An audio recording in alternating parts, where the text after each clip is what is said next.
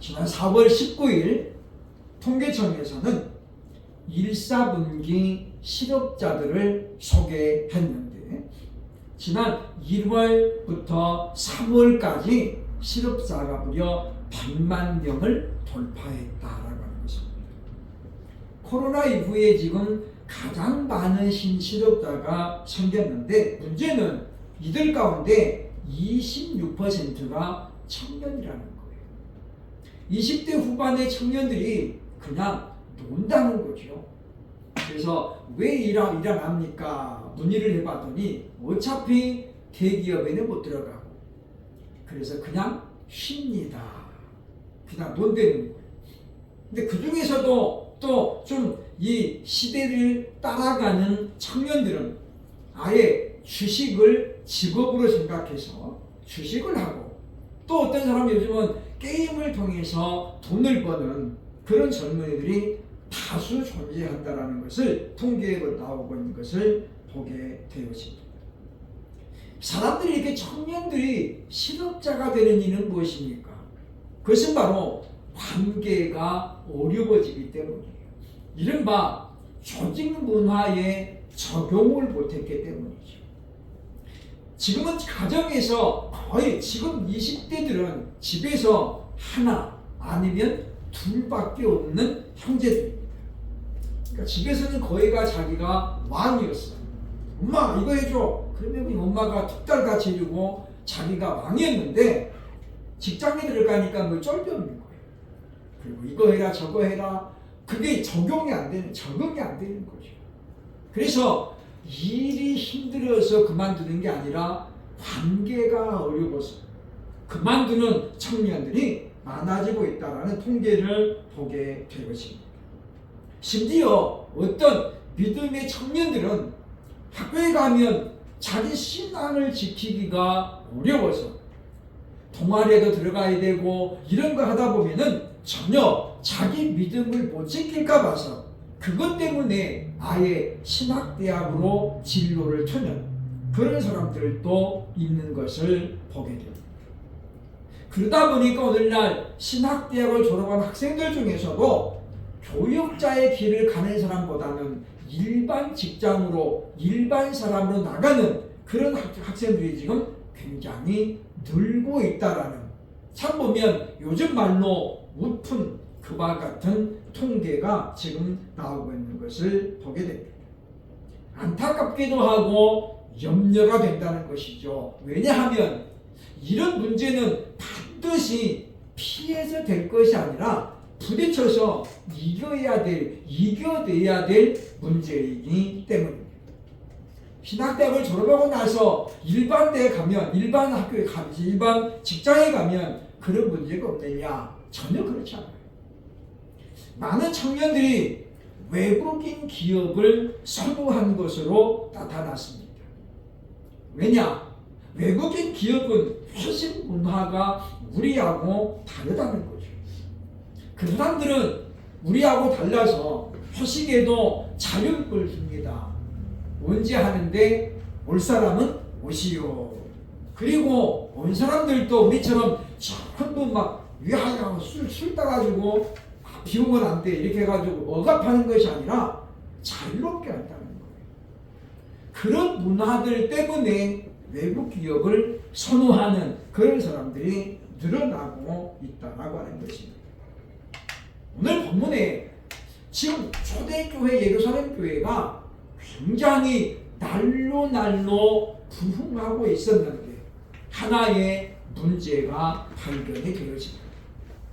우리는 오늘 이 말씀을 보면서 초대교회 예루살렘은 이 문제를 어떻게 극복했고 그리고 다시 관계가 회복되었는지 하나님 나라라고 하는 그러한 관계를 어떻게 회복되었는지를 함께 살펴보면서 우리 예방교회도 그리고 예수를 믿는 저와 여러분이 이와 같은 관계가 온전히 회복되어져서 가정에서는 부모와 자식 간의 또는 부부 간의 관계 그리고 오늘날 그리스도인들에게도 심각한 문제로 나타나고 있는 이른바 고부 간의 갈등 시어머니가 권사님이고 며느리가 집사인데도 불구하고 원수같이 지내는 사람들이 의외로 많다고 합니다. 명절 되면 기도원에 사람들이 많이 몰리는데 그들 중에 다수가 바로 기도원을 피난처로 생각한다는 거예요. 시댁에 안 가고 싶어서 어머니 저 집회 가야 돼요. 그리고 기도원으로 도망가는 거예요. 권사님이 며느리가 은혜 받으러 기도원 간다는데 거기 가지 말라고는 못하는 거잖아요. 그러니까 결국에 무슨 이야기냐면 신앙을 하나의 어떤 도피처로 생각하고 그리고 회복을 위한 도구가 아니라 바로 회피하는 것으로 이용하는 사람들이 늘어나고 있는 것을 보게 되면서 결국 우리가 보면 이런 문제들이 결국 관계가 회복되어지지 않았기 때문이라는 것을 발견하게 되어집니다. 사람은 혼자 살 수 없는 존재입니다. 왜냐하면 하나님께서 아담을 만드신 다음에 보니까 그가 혼자 독처하는 것이 좋지 못했더라. 그래서 하나님께서 하와를 만드시고 그들을 부부로 연결을 시켜주셨기 때문입니다. 관계가 온전히 회복되어져서 그리스도 예수 안에서 더욱더 든든해지고 끈끈한 공동체가 되려면 과연 관계 회복은 어떻게 할 수 있을까요? 첫째로 오늘 보면 1절에 보면 원인을 정확하게 파악해야 된다라고 우리에게 설명합니다. 1절 보면 그때에 제자가 더 많아졌는데 헬라파 유대인들이 자기의 과부들이 매일의 구제에 빠짐으로 히브리파 사람을 원망하니라고 말합니다. 교회가 해야 될 일들이 많이 있죠. 근데 그 중에 하나가 뭐냐면 구제하는 거예요. 그런데 예루살렘 교회에는 과부들이 많았어요. 그 이유는 바로 당시 이스라엘이 로마의 지배를 받고 있었기 때문이죠. 그러다 보니까 독립운동을 하던 남자들이 많이 죽고 그래서 과부들이 늘어나는 거예요. 그러다 보니까 교회는 그런 과부들을 구제하려고 마음을 정했는데 문제가 생겼어요. 왜냐하면 바로 헬라파 유대인들이 소외되고 있었다는 거죠. 헬라파 유대인은 누구냐면 유대인인데 헬라어를 쓰는 그리고 헬라 문화권에 살고 있는 유대인들을 말해요. 그러니까 유대인인데 히브리어는 잘 못하고 자기 모국어는 못하고 헬라어 그리스어를 사용하는 사람들을 헬라파 유대인이라고 그러고 히브리파 유대인은 뭐겠습니까? 당연히 유대인으로서 자기 모국어 히브리어를 쓰고 있는 정통 유대인이라고 말할 수 있다는 거죠. 그러니까 헬라파 유대인들은 부부를 보면 남편이나 아내가 반드시 이방인이었어요. 하나는 유대인이지만 한 사람은 이방인. 그런 사람들이기 때문에 당시 교회가 히브리파 과부들을 우선으로 도와주다 보니까 대상이 억울하다는 거예요. 또 하나는 뭐냐면 사도들이 구제에 매달리는 것은 옳지 않았다는 그러한 원인이 파악이 되었다라고 오늘 성경은 우리에게 말씀해주고 있다는 것입니다. 교회는 우선순위가 있고 반드시 먼저 해야 할 일이 있는데 사도들이 지금 구제에 매달리는 것은 우선순위의 문제가 아니었다는 거죠. 다시 말하면 관계의 회복, 즉 지금 예루살렘 교회가 좋은 목적을 가지고 지금 어떻게 해요? 과부들을 도와주기 시작했어요. 그런데 좋은 일을 하고 있는데 잡음이 생긴 거였잖아요. 다시 말하면 그리스도 예수 안에서 지금 공동체가 회복이 안 되고 지금 어떻게 균열이 생기는 거예요. 우리는 이 땅을 살아가면서 왜 지금 내게 이런 어려움이 있나? 왜 내게 사람과의 관계가 어려운가에 대한 원인을 먼저 정확하게 진단하려고 해야 됩니다. 그러려면 우리는 초심으로 먼저 돌아가야죠. 하나님이 교회를 왜 세우셨는가? 여기부터 출발하는 거예요.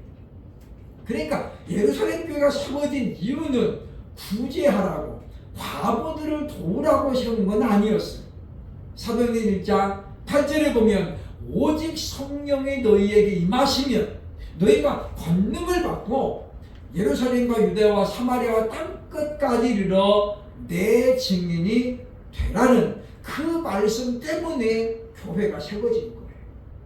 그러니까 교회의 가장 우선순위의 사명은 뭐냐면 복음을 전하는 거예요. 예수님을 전해서 한 사람이라도 예수를 믿게 만드는 것이 교회가 존재하는 목적인데 지금 그 초심을 잃어버린 거죠. 교회가 이렇게 돕는 사역을 하다 보면 사람들에게 칭찬을 받습니다. 고맙습니다. 내 돈으로 도와주는 건 아니지만 그런 칭찬을 받다 보면 사람들은 자꾸만 어떻게 해요? 그런 쪽으로 우선순위를 두게 되어 있다는 것이 오늘 성경이 우리에게 주는 가르침이라고 볼 수 있습니다. 초심으로 돌아가서 지금 우리의 이런 문제가 왜 발단되었는가 생각을 하고 그리고 우리가 반드시 기도가 뒤따라야 됩니다. 저도 직장 생활을 해봤습니다만은 직장 다니면서 참 어려운 게 뭐냐면 그리스도인으로 살아가는 게 어렵다는 거예요.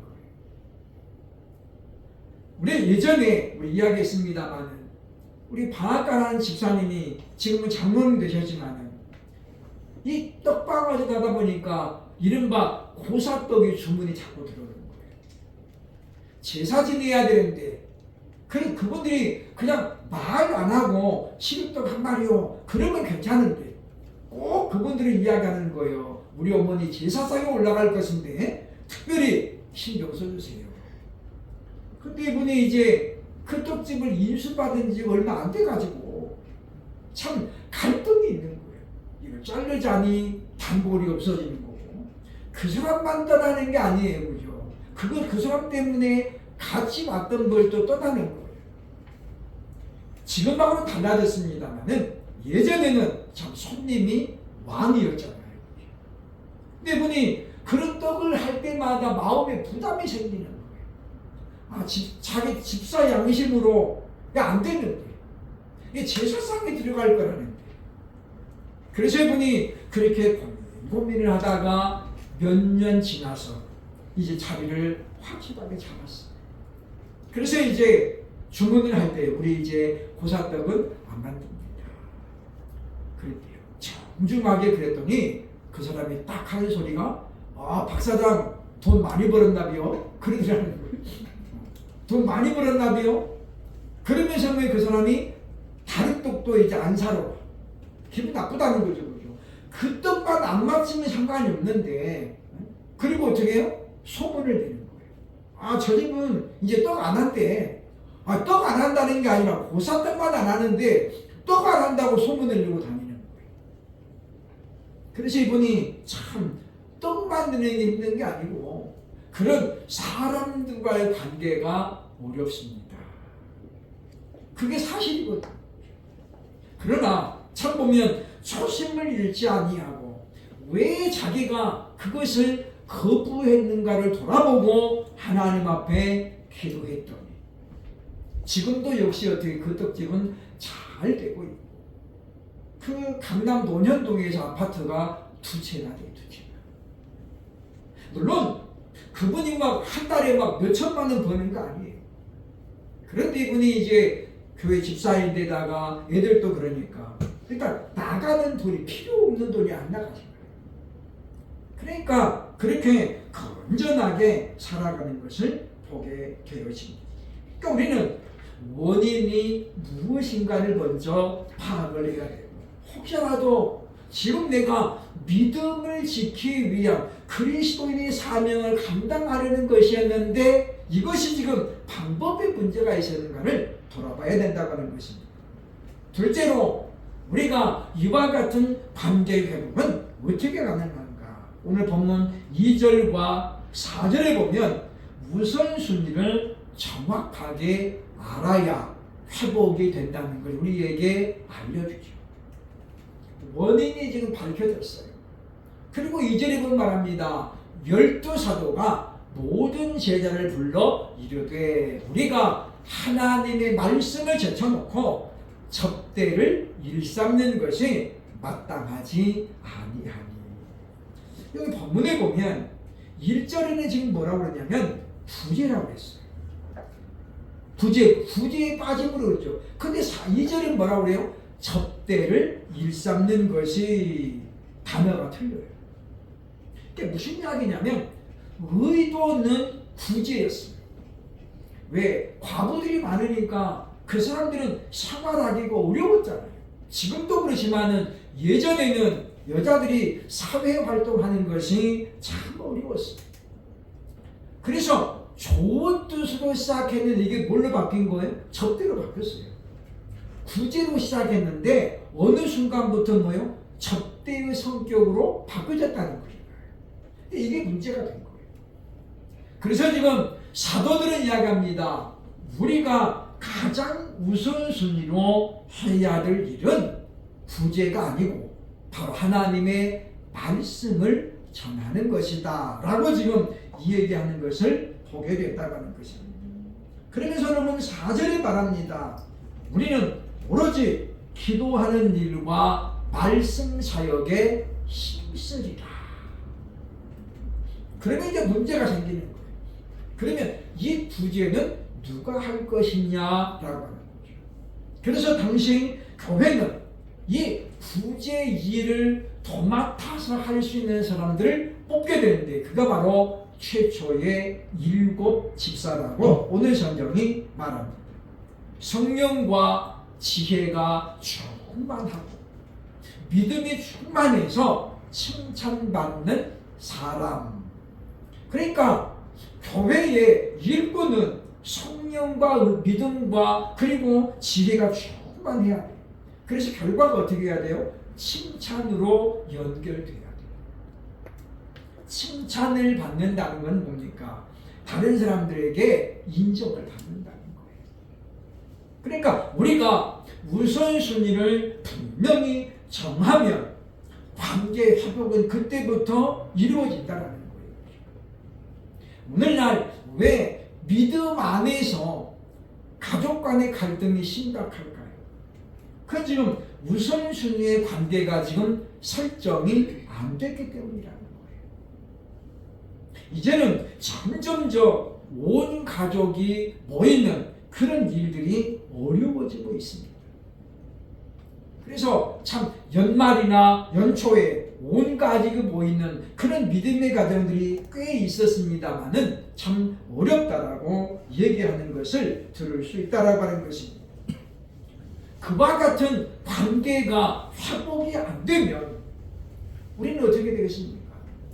만약의 경우에 누가 지금 우리 이웃과 원수제가 아니에요. 근데 저 사람도 예수 믿고 나도 예수 믿고. 근데 천국에 가서도 그 사람을 본다고 생각하니 안 가고 싶죠. 아, 저런 사람이 천국에 가는데 나 안 가고 싶어. 그러면 나만 그럴까요? 그 사람도 똑같아요. 천국이 저런 인간을 가는 곳이라면 나는 안 가겠다. 이런 문제가 왜 생기지 않겠습니까? 그러니까 우리는 이런 걸 보면서 지금 초대교회가 날로 부흥되고 있었는데 이 부흥이 지금 어떻게 좀 멈출 또는 분열될 그런 위기를 맞이했던 거예요. 그건 뭐냐면 사도들이 우선순위에서 지금 어긋났기 때문이었다라고 오늘 성경은 우리에게 말씀해주고 있습니다.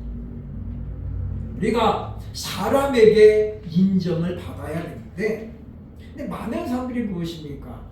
우선순위를 놓치고 있다는 거예요. 우리는 먼저 직장에서도 업무 능력을 통해서 인정받으려고 애써야 돼요.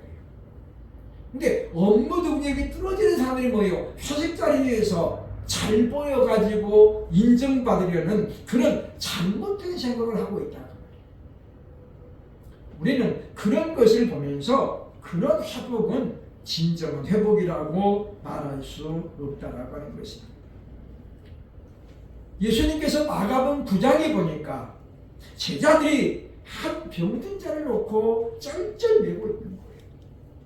예수님이 오셔가지고 그 사람을 고친 다음에 이렇게 말합니다. 기도 외에는 아무런 일이 있을 수 없다. 기도 외에는 다른 일은 없다는 거예요. 그러므로 우리는 우리 생활을 보면서 지금 내 관계가 이웃과의 관계 또는 직장에서 관계 또는 가정에서의 관계가 얼마나 지금 제대로 되고 있는가를 돌아보면서 우리가 우선순위를 다시 한번 정하는 그런 우리들이 되어야 할 것입니다. 그리고 우리는 그 우선순위를 놓고 기도해야 해요. 하나님, 우리 가정이 정말 믿음 안에서 하나 되게 하소서. 믿음이라고 하는 이 우선순위를 놓치면 안 된다는 거예요. 가족 간의 우애도 좋고 형제 간의 우애도 좋습니다만은 그것보다 더 중요한 건 믿음 안에서 하나 되는 거예요. 그리고 그 믿음이 성경적인 믿음일 때 우리는 관계가 회복됨을 경험하게 될 것입니다. 그러면 우리가 어디에서든지 간에 우선순위를 분명히 정하되 기도하면서 그러면서 우선순위를 정하면서 주어진 일을 잘 감당할 수 있기를 주의 이름으로 축원합니다. 세 번째로 예루살렘 교회 관계의 결과는 어떻게 되었는가? 7절에 보니까 회복의 결과를 확신했다고 하는 거예요. 7절 보면 하나님의 말씀이 점점 왕성하여 예루살렘에 있는 제자의 수가 더 심히 많아지고 허다한 제사장의 무리도 이 도에 복종하니라 말씀합니다. 이게 뭐냐면 회복의 결과인 거죠. 그러니까 사도들이 결정을 하기를 우리가 말씀과 기도하는데 우리가 열심히 되고 나머지는 너희들에게 맡기기로 그렇게 결정했던 이유가 뭐냐면 회복의 결과를 확신했기 때문이에요. 오늘날 많은 사람들이 보험에 들어가고 또 저축을 합니다. 돈이 남아서 보험 들어가는 사람은 아무도 없을 거예요. 그렇잖아요. 그런데 그 사람들이 왜 저축을 하고 보험을 하겠습니까? 확신이 있기 때문이죠. 목돈을 탈 수 있다는 확신. 내가 어려움을 당했을 때에 보험회사로부터 도움을 받을 수 있다라는 그 확신 때문에 지금 어렵고 힘들어도 쪼개서 돈을 넣는 거예요. 그런 확신이 없으면 누가 저축을 하고 누가 보험에 들겠습니까? 어제 텔레비전 보니까 이 중화요리집 일하는 직원이 나왔는데 아버지와 함께 일하는 거예요. 근데 아들이 옛날에 씨름 선수였대요. 우승도 여러 번 하고 그래서 실업팀에 들어갔는데 팀을 잘못 만나고 팀이 중간에 없어진 거예요. 부도를 맞은 거죠. 그런데 이 팀에서 조금 일찍 해산을 시켜줬으면 다른 회사로 옮겨갈 수가 있는데 타이밍을 놓친 거예요. 그러니까 이 사람들이 뭡니까? 이 팀이 좀 일찍 해체됐으면 다른 팀에 옮겨갈 수 있으면 늦어가지고 갈 데가 없었더라고요. 그래서 이제 아버지가 운동밖에 못한 아들이 혹시라도 나쁜 일을 할까 봐서 불러드린 거예요. 그래서 짜장면 만들자 그랬다는 거죠. 우리는 이런 일들을 보면서 바로 확신을 우리가 갖지 못하면 안 된다. 그 아들이 씨름을 할 때 무엇입니까? 나도 이만기 같은 그런 선수가 돼봐야지. 그런 확신이 있었기 때문에 씨름한 거죠. 그런데 그런 확신은 뭐예요? 결국은 슈퍼로 돌아가는 거예요. 만약에 우리가 보험회사가 내년에 망하겠는데? 그러면 들어가겠어요? 안 들어가겠어요? 그럼 절대 안 들어가죠. 저 은행이 내년에 망한대. 근데 거기다가 돈 넣는 사람은 그 미련한 사람. 그죠? 근데 우리가 왜 은행에 돈 넣습니까? 저 은행은 절대 안 망해. 그런 확신이 있으니까 넣는 거예요. 마찬가지입니다. 지금 우리가 관계가 회복이 돼야 되는 것입니다. 부부관계가 회복되어지고 또 가정에서 부녀와 부모와 자식 간에가 회복되어지고 아까 얘기했처럼 고부간의 갈등이 회복되어 나아가서 교회 안에서도 목사님과 성도들 관계가 회복되어야 되는 가장 큰 이유는 그래야 교회가 부흥이 되기 때문에 그래야 우리가 하나님 나라를 경험할 수 있기 때문이거든요. 왜냐? 하나님의 나라는 온전히 사랑으로 가득 찬 것이에요. 그래서 우리는 이 땅에 우리가 살면서 부분적인 것이지만 또는 일시적인 것일지라도 그 하나님 나라를 경험해야만이 우리가 천국을 더욱더 사모하게 된다는 거예요. 외국 생활을 해보신 분들은 우리나라보다 잘 사는 나라에 있던 분들은 계속해서 그곳을 가고 싶어 해요. 우리가 볼 때는 별 차이가 없는 것 같아도 그렇지 않아요. 우리 아는 목사님도 미국에서 한 8년 살다 갔는데 이번에 한국에 가지고는 막 몸살이 나는 거예요. 미국에 가고 싶어가지고. 그래, 그때는 그분이 가끔씩 미국에 가시더라고요. 선교여행. 근데 돈이 많이 들어가니까 지금은 이제 못 가고 뭐 다다음 주에 필리핀으로 가시는 필리핀. 외국에 가고 싶은 거는 있는 거예요. 경험이라는 게 그렇습니다. 우리 옛날에 아는 맛이 무섭다 그랬잖아요. 경험이 중요해요. 우리들도 오늘 예루살렘 교회가 이와 같이 우선순위를 정하고 그리고 본질에 충실하면서 협력의 확신을 가지고 일했을 때에 관계가 회복되어졌습니다.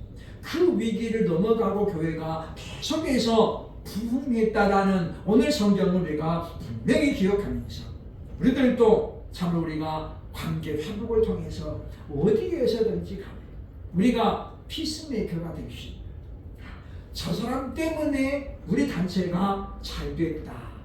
저 사람 때문에 우리가 지금 하나로 뭉쳤다라는 바로 그 일을 저와 여러분이 그리스도인인 우리가 해내야 할 것입니다. 반대로 저 사람 때문에 안 돼. 쟤만 없으면 되는데 이렇게 되면 곤란하다. 우리가 오늘 말씀을 보면서 사도들이 내린 결정을 보면서 바로 하나님의 일을 가장 우선시 본질을 찾아서 그 일을 행할 때에 관계는 회복된다는 걸 기억하면서 참으로 우리가 하나님의 뜻을 온전히 이루고 빛과 소금의 역할을 감당하는 바로 교회와 같이 회복됨을 경험할 수 있는 저와 여러분 될 수 있기를 주의 이름으로 축원합니다. 기도하겠습니다.